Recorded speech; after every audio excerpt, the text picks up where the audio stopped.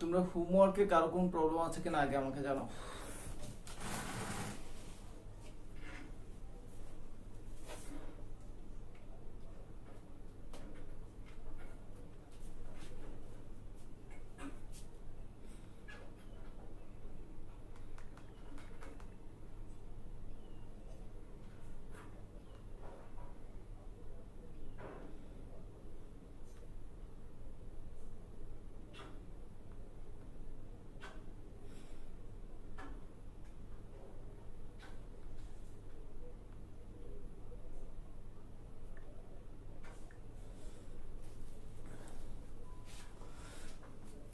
হোমওয়ার্কে কারো কোনো প্রবলেম আছে কিনা আমাকে একটু জানাও।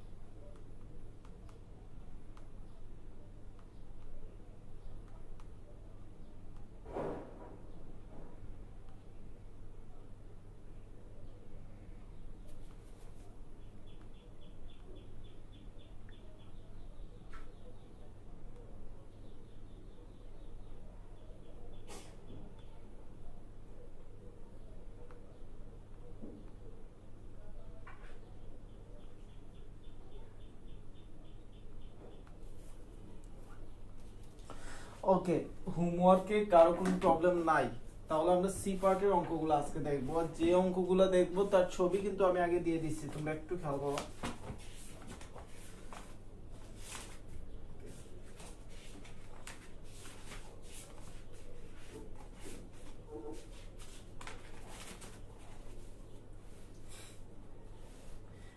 পেজ নাম্বার 686,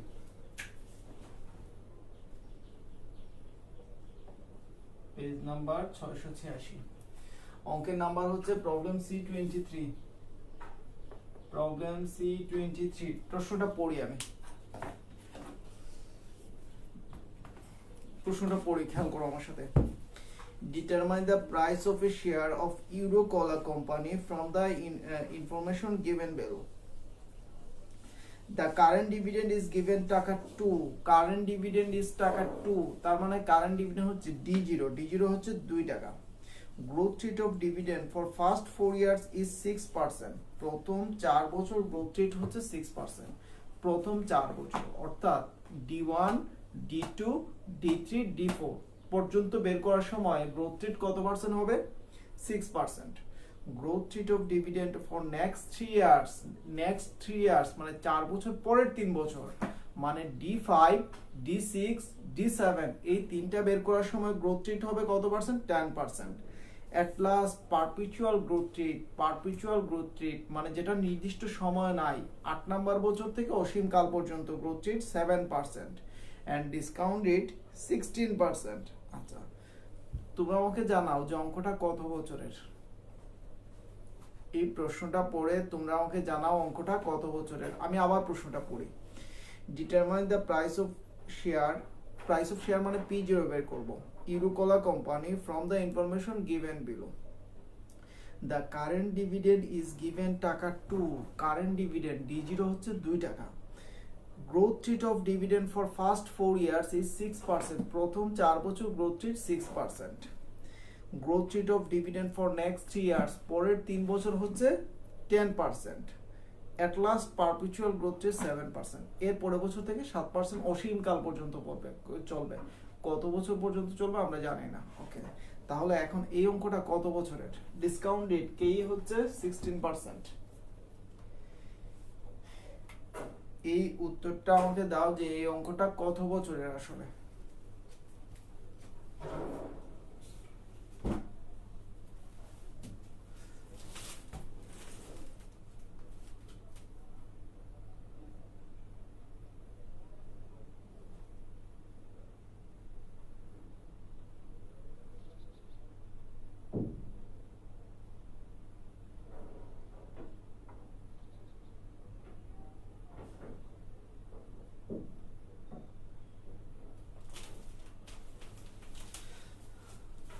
ওকে, অঙ্কটা হচ্ছে 7 বছরের, কারণ প্রথম 4 বছর, পরের 3 বছর, 7 বছর, আর এর পরের বছর থেকে গ্রোথ রেটের নির্দিষ্ট সময় দেওয়া নাই, পারপিচুয়াল বা ইনফিনিটি, এর আগের বছর পর্যন্ত অঙ্ক। প্রথমে 4 বছর, পরে 3 বছর, অঙ্কটা আসলে 7 বছরের। ওকে, এখন দেখো D0 কত দেয়া আছে, D0 টাকা 2। যদি যেহেতু অঙ্কটা 7 বছরের, তাহলে কি করতে হবে, 7টা ডিভিডেন্ড বের করতে হবে, তাহলে D7 পর্যন্ত বের করতে হবে। D1 সমান আমরা জানি D0 ইন্টু 1 প্লাস জি। ওকে, D0 হচ্ছে 2, 1 প্লাস, প্রথম 4 বছর গ্রোথ রেট হচ্ছে 6%, মানে 0.06। ক্যালকুলেশন করলে আনসারটা বের হয়ে যাবে। D2 সমান হবে D1 ইন্টু 1 প্লাস জি। D3 সমান হবে D2 ইন্টু 1 প্লাস জি। তাহলে D4 সমান কত হবে, D3 ইন্টু 1 প্লাস জি। এখন খেয়াল করো, এই 4 বছর গ্রোথ রেট কত পার্সেন্ট, 6%, এটা মাথায় রাখতে হবে। D5 সমান আমরা জানি D4 ইন্টু 1 প্লাস জি। D6 সমান হচ্ছে D5 ইন্টু 1 প্লাস জি। D7 সমান হচ্ছে D6 ইন্টু 1 প্লাস জি। গতদিন যে অঙ্ক করছিলাম 3 বছরের অঙ্ক ছিল, D3 পর্যন্ত বের করছিলাম, এই অঙ্কটা 7 বছরের, তাহলে D7 পর্যন্ত বের করতে হবে। লাস্ট 3 ইয়ার্স বলছে 10%, এই 3 বছর গ্রোথ রেট হবে কত পার্সেন্ট, 10%। ওকে, দেখো তো তোমরা প্রথমটা কত হয়। কারো কোন প্রশ্ন থাকলে আমাকে জানাও। 2 ইন্টু 1.06 সমান আসে 2.12, তাহলে আসে 2.12 ইন্টু 1 প্লাস 0.06, এইভাবে বের করতে হবে। কিন্তু D5 এ এসে গ্রোথ রেটটা চেঞ্জ হয়ে যাবে, গ্রোথ রেট হবে 10%। তোমরা একটা একটা করে বের করতে থাকো, যদি না পারো আমি ক্যালকুলেশন করে দেবো, সমস্যা নাই, তোমরা একটু ট্রাই করো।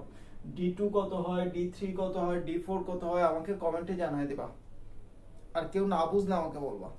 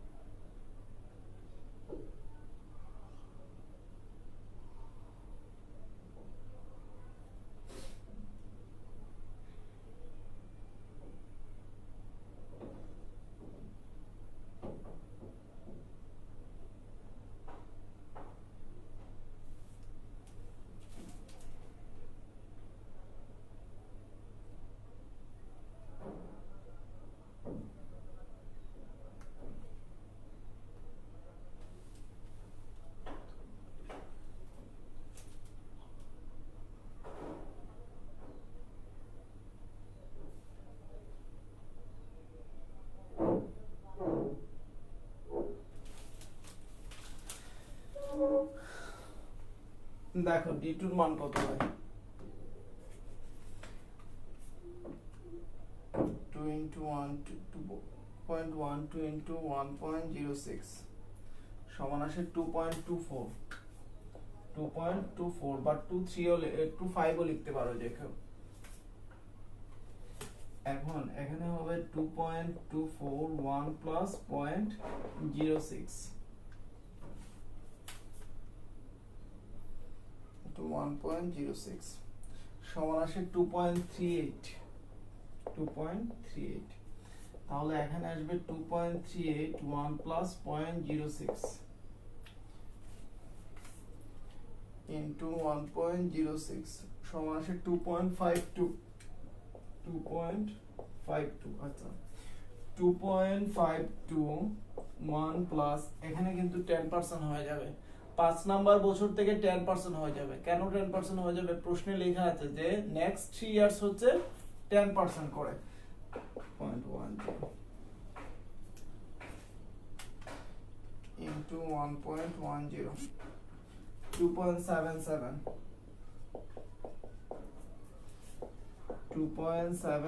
into 1 plus 0.10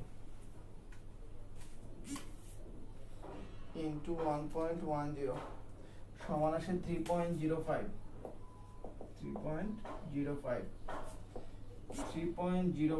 into 1 plus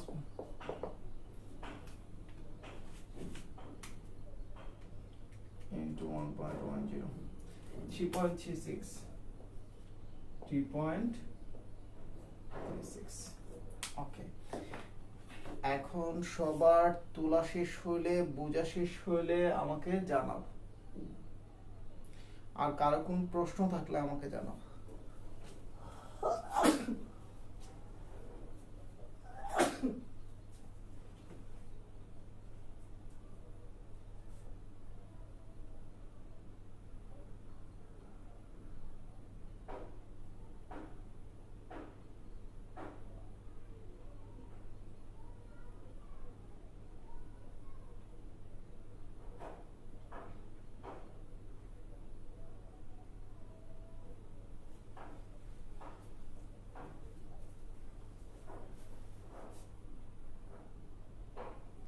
ওকে এখন খেয়াল করো অঙ্কটা যেহেতু 7 বছরের তাহলে তোমাকে কি করতে হবে P7 বের করতে হবে আমরা গত ক্লাসে P3 বের করছিলাম কারণ অঙ্কটা ছিল 3 বছরের এখন অঙ্কটা যেহেতু 7 বছরের তাহলে তোমাকে P7 টা বের করতে হবে P7 সমান হচ্ছে আমরা জানি D8 divided by K minus G D8 সমান হচ্ছে D7 into 1 plus G D7 এর মান হচ্ছে 3.36 কারো যদি 37 হয়ে থাকে তাহলে তাদেরটাও কারেক্ট 1 প্লাস খেয়াল করো 8 নাম্বার বছর থেকে গ্রোথ রেট কত 7%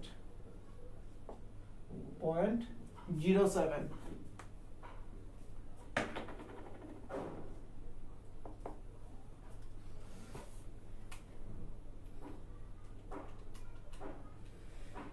3.59 তাহলে এখানে আসে 3.59 ডিভাইডেড বাই k হচ্ছে কত k কত পার্সেন্ট আমরা একটু দেখি 16% 0.16 আর এর প্লাস পারপিচুয়াল গ্রোথ রেট কত পার্সেন্ট 7% 0.07 দেখো ক্যালকুলেশন করলে কত হয়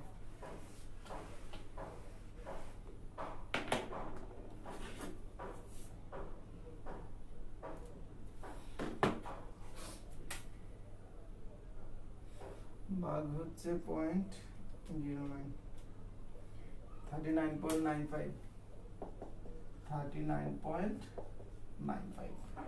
ওকে আচ্ছা 39.95 কিংবা 41 পয়েন্ট সামথিং ঠিকই আছে সমস্যা নাই আমার হইছে 39.95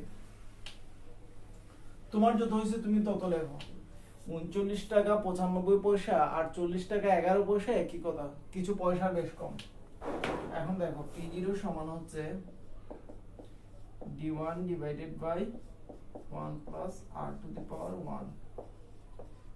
D2 divided by 1 plus R to the power 2 d3 divided by 1 plus r to the power 3, d4 divided by 1 plus r to the power 4, d5 divided by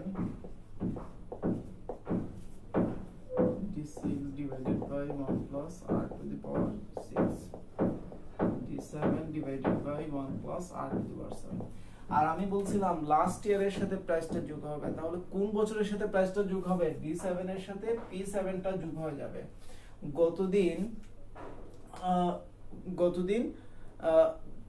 d3 এর সাথে p3 টা যোগ হয়ে গেছিল, কারণ অঙ্কটা ছিল 3 বছরের আর আজকের অঙ্কটা 7 বছরের, এই জন্য d7 এর সাথে p7 টা যোগ হয়ে যাবে। এখন মানগুলা বসে আনসারটা পেয়ে যাবা, মানগুলা বসে আনসারটা আমাকে জানাই দেবা। জাস্ট আস্তে আস্তে ধীরে ধীরে সবাই শেষ করো। কারো কোন প্রশ্ন থাকলে কমেন্টে জানাও।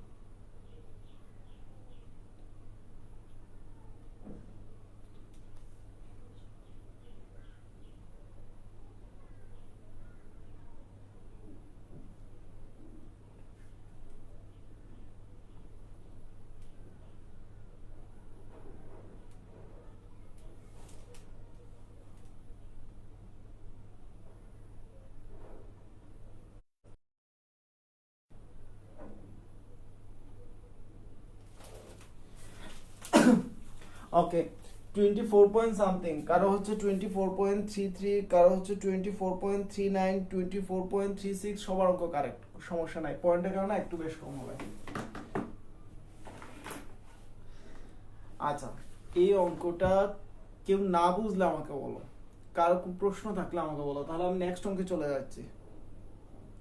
আচ্ছা, যারা রেজাল্ট এখনো জানাও নাই তারা একটু আমাকে জানাও যে তোমাদের অঙ্কটা শেষ কিনা এবং তোমরা বুঝছো কিনা, দেন আমরা নতুন অঙ্ক শুরু করবো এখন।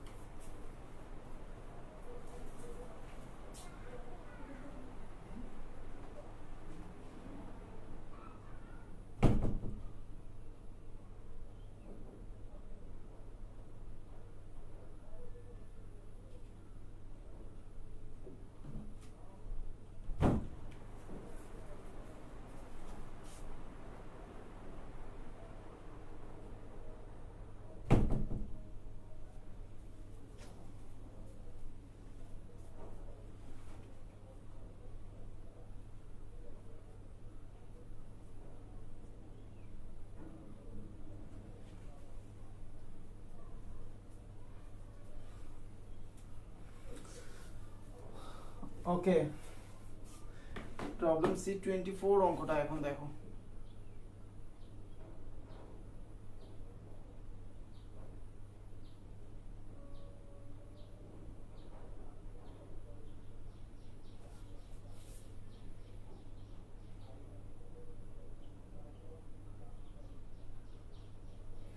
ওকে, প্রবলেম C24।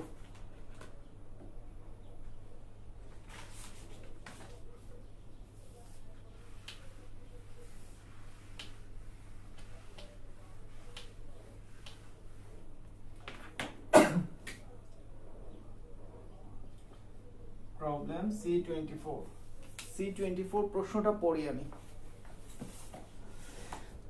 24 বলছে দেখো, ABC Automobile Limited's most recent annual dividend was টাকা 18 per share, was past tense, মানে ডিভিডেন্ড ছিল কত 18, তাহলে সেটা হচ্ছে D0, যে ডিভিডেন্ডটা অলরেডি পেইড, যেটা দেয়া হয়ে গেছে সেটা হচ্ছে D0, and the firm's required rate of return 12%, কে এর মান হচ্ছে 12%, find the market value of the company when A number বলছে dividend are expected to grow an annual rate of 0% for এবার গ্রোথ রেট 0%, মানে গ্রোথ রেট নাই। Growth rate না থাকলে মনে আছে কিনা দেখো, যে দুইটা সূত্র লিখে দিছিলাম, যে গ্রোথ রেট দেয়া না থাকলে প্রথম সূত্র, গ্রোথ রেট যদি দেয়া না থাকে তাহলে এটা হচ্ছে এ নাম্বার রিকোয়ার্ড, একবারে সহজ সূত্র, P0 সমান D0 বাই K। কোন সময় এই সূত্র ইউজ হবে? গ্রোথ রেট দেয়া না থাকলে। এক নাম্বার রিকোয়ার্ডে লেখা আছে গ্রোথ রেট 0%, গ্রোথ রেট 0% মানে গ্রোথ রেট নাই, তার মানে P0 সূত্র হচ্ছে এটা, D0 সমান হচ্ছে 18 টাকা, আর গ্রোথ রেট ছিল, সরি গ্রোথ রেট তো নাই, K 12%। এক নাম্বার রিকোয়ার্ড শেষ, ক্যালকুলেশন করে আনসারটা আমাকে জানায় দাও সবাই। এক নাম্বার রিকোয়ার্ড শেষ, ক্যালকুলেশন করে আনসারটা জানায় দাও।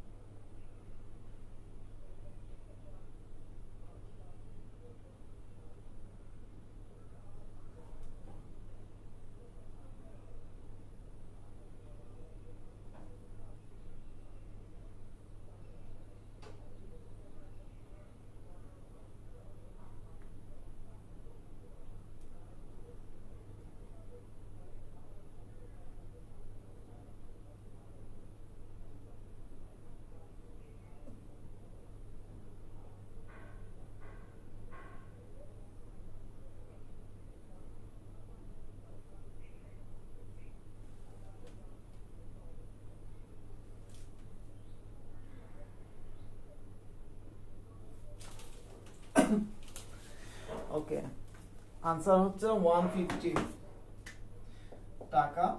150 এ নাম্বার রেকর্ড শেষ। আসো 2 নাম্বার রেকর্ড, বি নাম্বার রেকর্ডটা পড়ি আমি। Dividend are expected to grow at 10% annually for first 3 years. প্রথম 3 বছর গ্রোথ রেট হচ্ছে 10%। আবার পড়ি, dividends are expected to grow at 10% annually for first 3 years. প্রথম 3 বছর গ্রোথ রেট হচ্ছে 10% and 6% annually for next 3 years. পরের 3 বছর হচ্ছে 6%। প্রথম 3 বছর হচ্ছে 10%, পরের 3 বছর হচ্ছে 6%।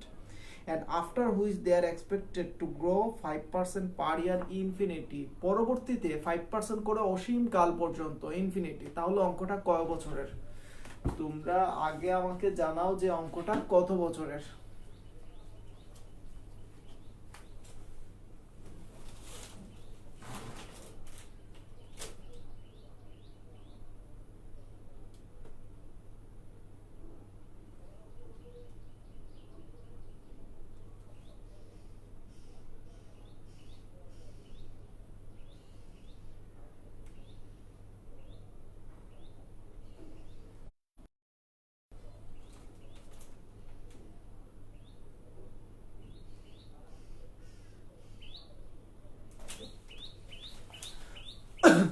ওকে, সবাই বলছো অঙ্কটা হচ্ছে 6 বছরের।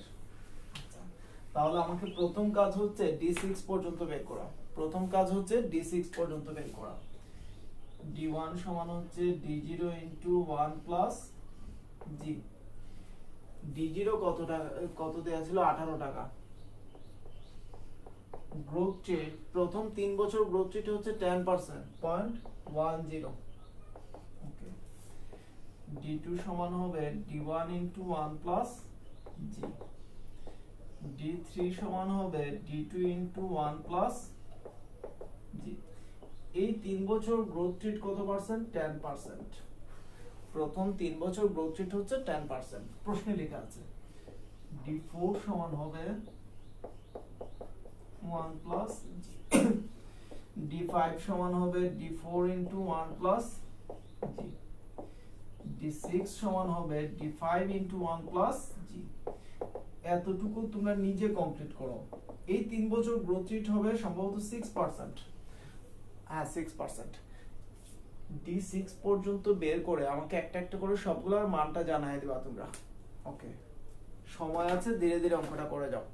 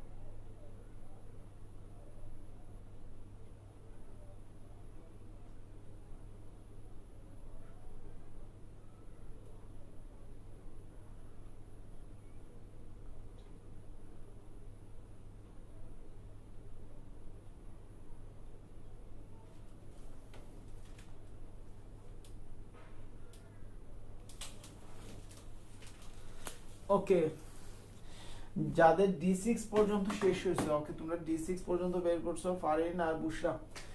তাহলে P6 টা দেখো, P6 সমান হবে D7 divided by K minus G, আর D7 সমান হবে D6 ইন্টু 1 প্লাস G। এই ক্ষেত্রে G এর মান কত হবে? G এর মান হবে 5%। এখন G এর মান হবে 5%, এটা মনে রাখবা। P7 টা বের করে ফেলো। P6 টা বের করে ফেলো, দেন P6 এর আনসারটা কত হয় আমাকে একটু জানাই দিও।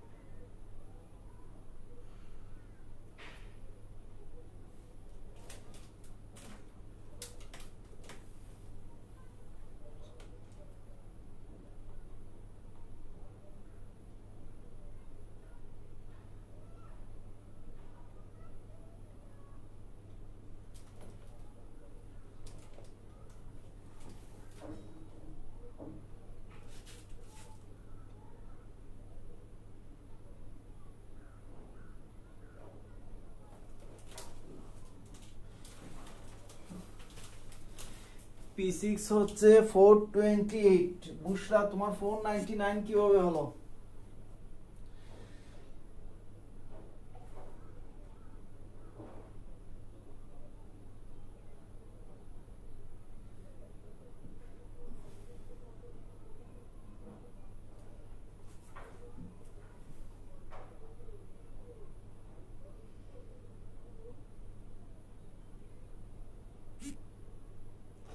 আচ্ছা, বইয়ের সলিউশনটা কেউ দেখতে যায় না, বইতে ভুল দেয়া আছে।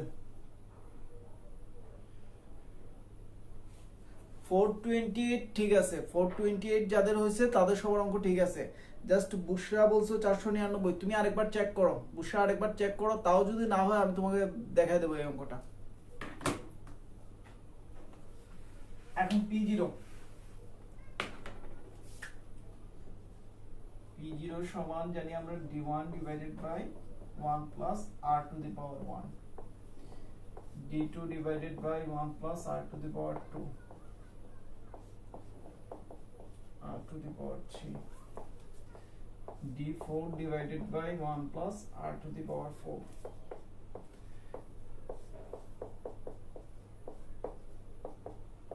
D6 divided by 1 plus R to the power 6, আর D6 এর সাথে P6 টা যোগ হয়ে যাবে, D6 এর সাথে P6 টা যোগ হয়ে যাবে। 428 যাদের হয়েছে সবার অঙ্ক ঠিক আছে। জাস্ট বুশরা তুমি আরেকবার ক্যালকুলেশন করে আমাকে জানাও, P0 টা বের করে এখন আমাকে জানায় দাও আনসারটা।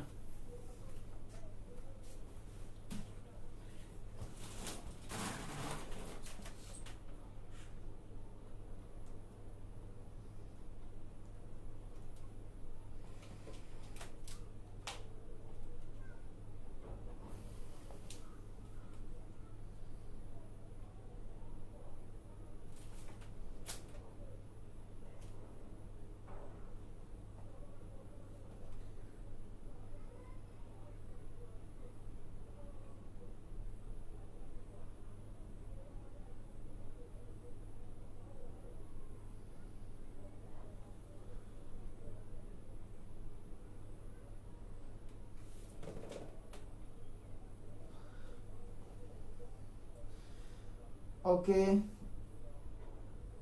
শেষ করে ফেলো। তন্দ্রা 556 হয়েছে স্যার আমার। না 556 হবে না, 556 হবে না, তুমি আবার ক্যালকুলেশন করো। তুমি গ্রোথ রেট কত পার্সেন্ট ধরছো? গ্রোথ রেট হবে ওকে, আমি একটু দেখাই দিচ্ছি। D6 ছিল তোমাদের 28.53, 28.53, 1 প্লাস জির মান হচ্ছে 0.05, 5%। গ্রোথ রেট কিন্তু এখন 5%, খেয়াল রাখতে হবে।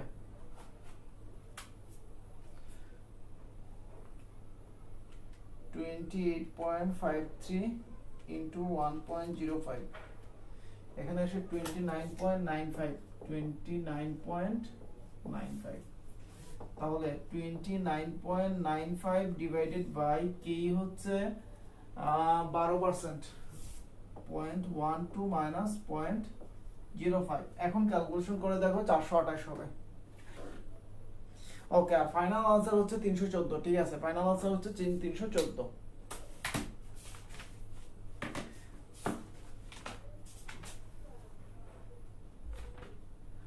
প্রবলেম C25, C26 এই দুইটা অঙ্ক হোমওয়ার্ক বাসায় করে ফেলবা। এই চ্যাপ্টার শেষ আমাদের। হোমওয়ার্ক হচ্ছে প্রবলেম C25, C26। এই নিয়মের একটা অঙ্ক 10 মার্কের একটা অঙ্ক পরীক্ষায় আসে। এই নিয়ম থেকে 10 মার্কের একটা অঙ্ক প্রতি বছর পরীক্ষায় আসে। আমাদের দুইটা চ্যাপ্টার শেষ, একটা হচ্ছে স্টক ভ্যালুয়েশন আর একটা হচ্ছে বন্ড ভ্যালুয়েশন। দুইটা চ্যাপ্টার আমাদের এই বইয়ে শেষ। কারো কোনো প্রশ্ন থাকলে, কারো কোনো কিছু জানার থাকলে, বলার থাকলে এখন এই মুহূর্তে বলতে পারো।